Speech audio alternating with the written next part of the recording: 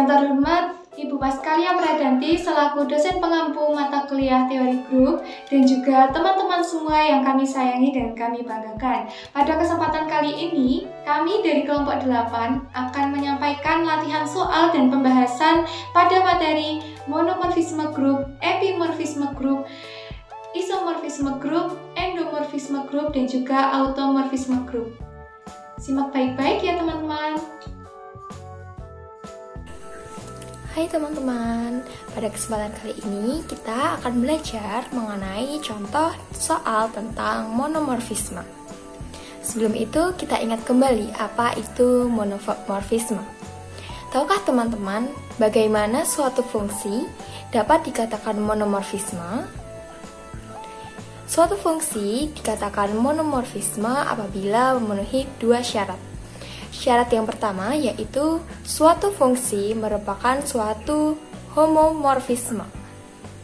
Kemudian syarat yang kedua adalah suatu fungsi bersifat injektif.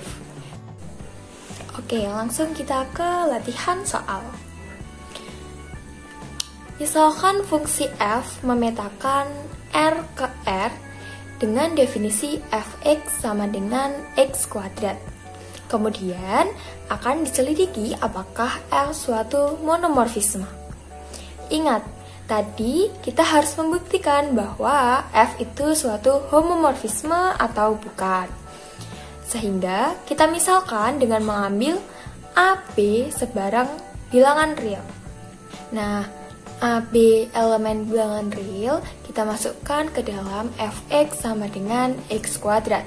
Sehingga kita peroleh FAB sama dengan AB dikuadratkan.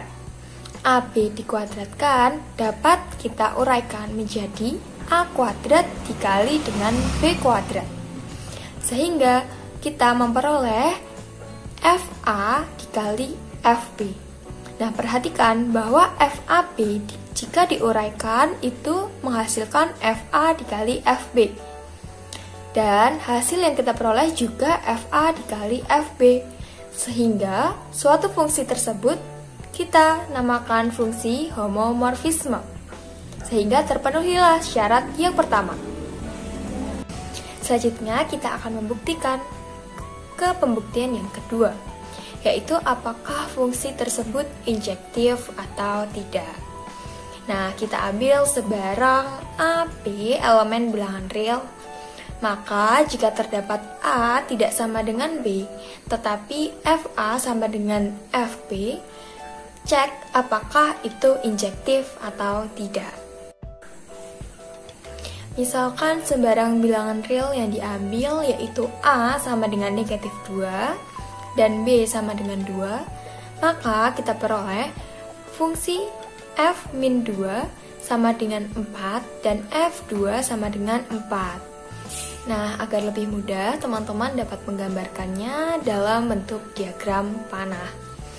Di mana pada diagram A itu beranggotakan negatif 2 dan 2, dan diagram yang B beranggotakan 4.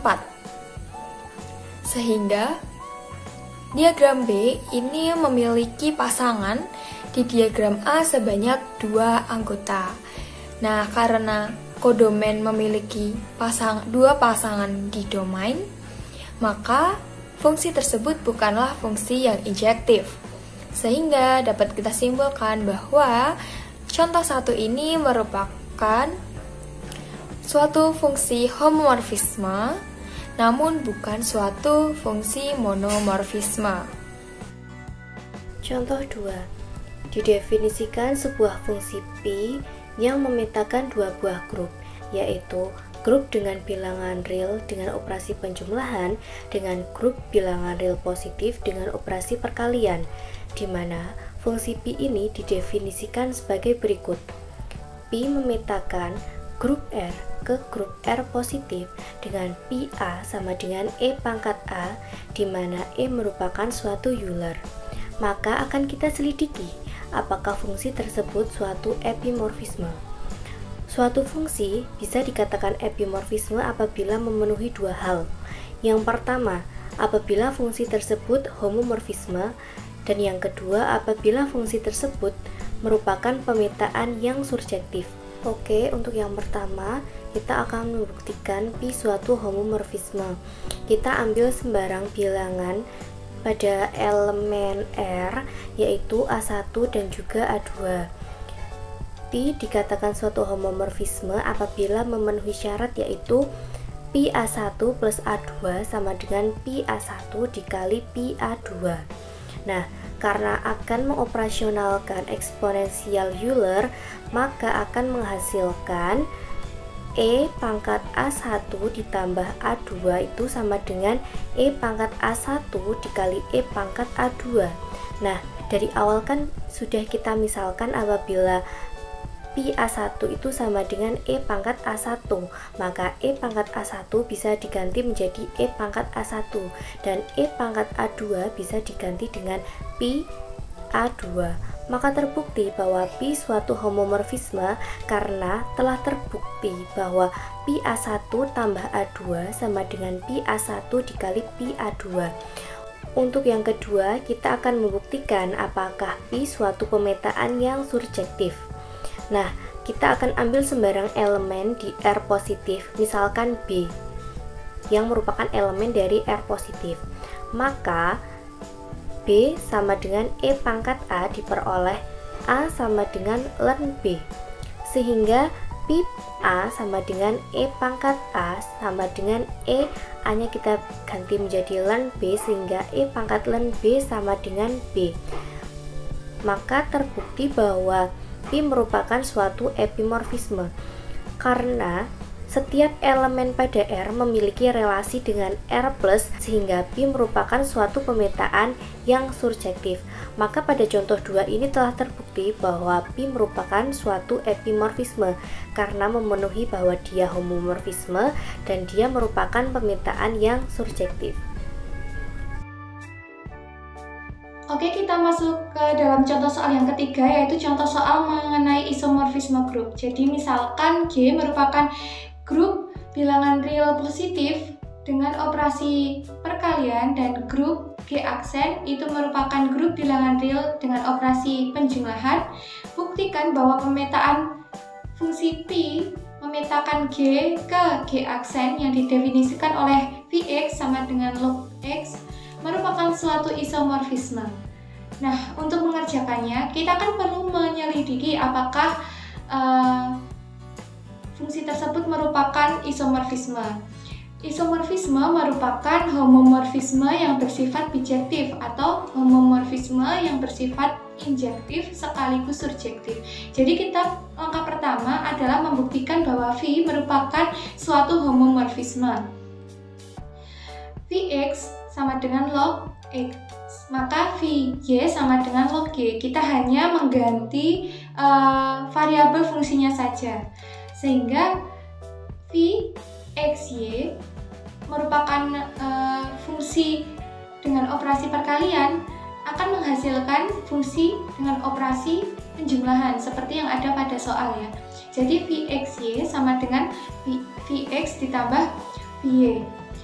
Nah, Vxy berarti sama dengan log Xy. Vxy sama dengan log X ditambah log Y, karena log Xy berdasarkan sifat dari logaritma. Apabila logaritma X dikali Y berarti logaritma X ditambah logaritma Y, sehingga Vxy sama dengan Vx ditambah Vy. Jadi sesuai dengan apa yang sudah didefinisikan tadi, sehingga terbukti bahwa V merupakan homomorfisme.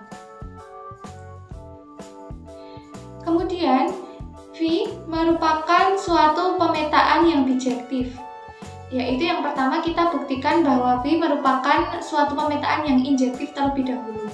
Jadi ambil sebarang X, Y elemen dari grup G dengan Vx sama dengan Vy, maka kita peroleh log X sama dengan log Y. Karena basisnya sama, yaitu basis 10, maka kita peroleh nilai X sama dengan Y. Karena Px sama dengan Py, berdasarkan sifat dari fungsi injektif, maka X sama dengan Y, sehingga terbukti bahwa Phi merupakan fungsi yang injektif. Nah, selanjutnya kita buktikan bahwa Phi merupakan suatu pemetaan yang surjektif. Maka kita mengambil sembarang elemen X aksen pada grup G aksen dan pilih X pada elemen G, sehingga terdapat Px sama dengan X aksen. Jadi hasil pemetaan dari grup G, yaitu elemen X dengan dipetakan terhadap fungsi Pi, maka akan menghasilkan X aksen. Misalkan kita pilih X sama dengan 10 pangkat X aksen, maka kita peroleh Px sama dengan log X, Px sama dengan log 10 pangkat X aksen. Karena basisnya sama-sama 10, maka kita bisa pindah berdasarkan sifat logaritma. Untuk X aksen kita pindah ke depan jadi X aksen kali log 10. Log 10 adalah 1 karena log 10 dengan basis 10 adalah 1. Maka Px sama dengan X aksen, terbukti. Jadi untuk semua X aksen elemen G aksen terdapat X elemen G sedemikian sehingga yaitu X sama dengan 10 pangkat X aksen merupakan elemen dari Px sama dengan X aksen, sehingga terbukti bahwa Pi merupakan surjektif. Nah, berdasarkan pembuktian pertama yaitu bahwa Pi homomorfisme dan pembuktian yang kedua, maka terbukti bahwa Pi merupakan isomorfisme. Jadi isomorfisme merupakan homomorfisme yang bersifat bijektif, yaitu homomorfisme yang bersifat injektif sekaligus surjektif. Yang selanjutnya yaitu contoh 4. Fungsi f memetakan Z10 ke Z10 dan fungsi f didefinisikan oleh fx sama dengan 6x. Maka selidikilah apakah fungsi tersebut merupakan endomorfisme atau bukan. Dengan cara yang pertama yaitu membuktikan apakah fungsi tersebut merupakan homomorfisme atau bukan dengan mengambil sebarang AB elemen Z sehingga F dikali A ditambah B sama dengan FA ditambah FB. Nah, sesuai dengan rumus yang telah ada yaitu Fx sama dengan 6x, maka F dikali A ditambah B sama dengan 6 dikali A ditambah B. Maka F dikali A ditambah B sama dengan 6A ditambah 6B. Nah, sesuai dengan rumus tadi bahwa 6A sama dengan FA dan 6B sama dengan FB, maka F dikali A ditambah B sama dengan FA ditambah FB. Jadi, terbukti bahwa fungsi tersebut merupakan homomorfisme. Yang kedua dengan membuktikan apakah fungsi tersebut memetakan ke dirinya sendiri atau tidak. Nah, karena F memetakan Z10 ke Z10, maka fungsi tersebut memetakan ke dirinya sendiri. Nah, sesuai dengan pembuktian 1 dan 2, maka fungsi tersebut merupakan endomorfisme. Baik, yang 5 adalah contoh dari automorfisme. Untuk soalnya sendiri adalah yang pertama diketahui Q adalah bilangan penjumlahan, adalah suatu grup. Selanjutnya didefinisikan relasi sebagai berikut. Fungsi Q memetakan Q dengan fungsi X sama dengan 12X. Periksa apakah F merupakan automorfisme grup. Nah, dalam mencari automorfisme sendiri, kita mencari bahwa apakah suatu pemetaan tersebut adalah merupakan homomorfisme atau tidak. Nah, kita dapat dilihat ya dari contoh soalnya, yaitu yang pertama dari fungsi X sama 12X. Kita samakan, yaitu fungsi X plus Y sama dengan apakah sama dengan fungsi Fx dan fungsi Y. Kita lihat bahwa fungsi X plus Y sama dengan 12X plus Y. Lalu kita gabungkan menjadi 12X plus 12Y. Jadi terbukti ya bahwa merupakan homomorfisme karena fungsi X plus Y sama dengan fungsi X plus fungsi Y. Yang kedua, kita lihat bahwa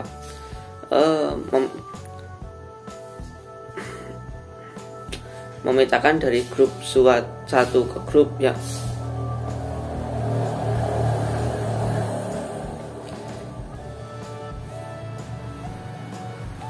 kedua, terbukti bahwa memetakan dari grup satu ke grup yang lain dengan syarat grup sama atau memetakan ke dirinya sendiri, karena F merupakan fungsi yang memetakan key ke key atau memetakan ke dirinya sendiri, maka fungsi merupakan pemetaan terhadap dirinya sendiri.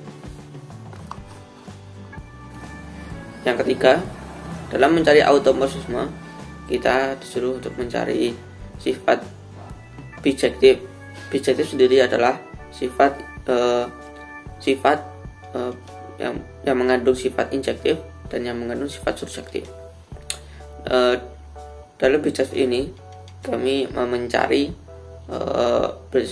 yang bersifat injektif terlebih dahulu, yaitu ambil X, Y, elemen Q dengan kondisi bahwa F fungsi X sama dengan fungsi Y, maka 12X sama dengan 12Y, sehingga kan sama-sama 12 ya, jadi X sama dengan Y. Karena fungsi X sama dengan fungsi Y yang memetakan X sama dengan Y, maka F memenuhi sifat injektif. Yang keempat, fungsi bersifat surjektif. Seperti yang kita ketahui bahwa tadi bersifat bijektif, yaitu bijektif itu yang dalamnya ada injektif dan surjektif. Untuk setiap bilangan W elemen Q, terdapat pula X elemen Q dengan X sama dengan 1/12W.